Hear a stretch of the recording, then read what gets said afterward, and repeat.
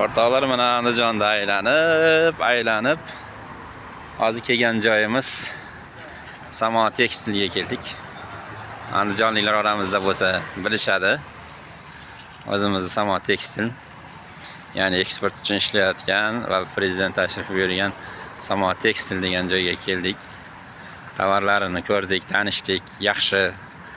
Agar zakazlaringiz va mana bu kataloglarini endi sekin-sekin qo'yib boramiz. Lekin Andijon viloyatidan bo'lsa ham bemalol bizga murojaat qilaverasizlar. Bundan bu do'stlik, Xo'jaoboddan ozgina o'tsangiz do'stlikdan keyin O'shdan keyin Qorasuv bozoriga boramiz. Hozir bu yerda tekstillar narxlarini ko'rib bitgandan keyin esa bozorlarga qarab o'tamiz akalar. Xudo xolasa.